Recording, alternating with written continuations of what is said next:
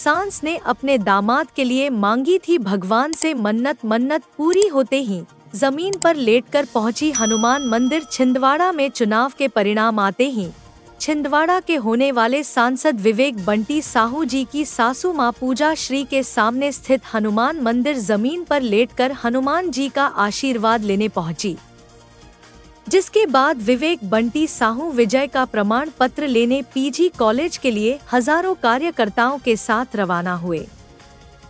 कांग्रेस का ढाहगढ़ बंटी ने किया भाजपा का सपना, 45 वर्ष बाद भाजपा ने फतह किया।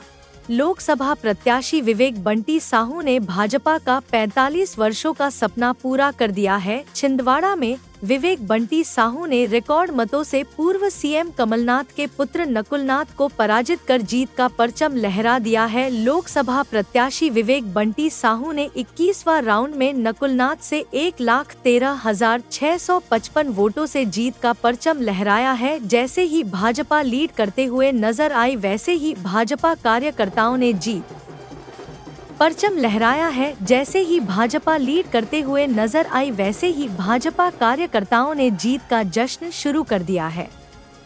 मतगणना स्थल के बाहर कार्यकर्ताओं ने बाजे गाजे के साथ आतिशबाजी कर एक दूसरे की मिठाई खिलाते हुए नजर आए। वहीं दूसरी तरफ जीत का मुकुट पहने बंटी साहू के घर के सामने बधाई देने वालों का हुजूम लग गया। तीसरे राउंड के आए नतीजों के बाद नकुलनाथ मतगणना स्थल से वापस लौटे।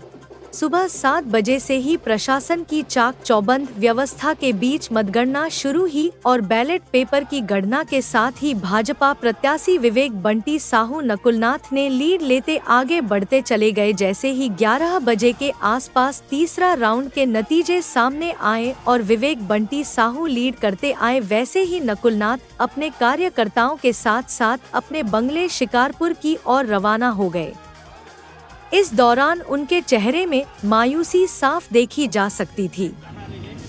हालांकि मीडिया से चर्चा के दौरान उन्होंने जरूर यह कहा था कि मुझे छिंदवाड़ा मतदाता पर पूरा भरोसा है। उसके लगभग 2 घंटे बाद पूर्व सीएम कमलनाथ ने भी मीडिया से चर्चा के दौरान नकुलनाथ की हार स्वीकार कर ली थी।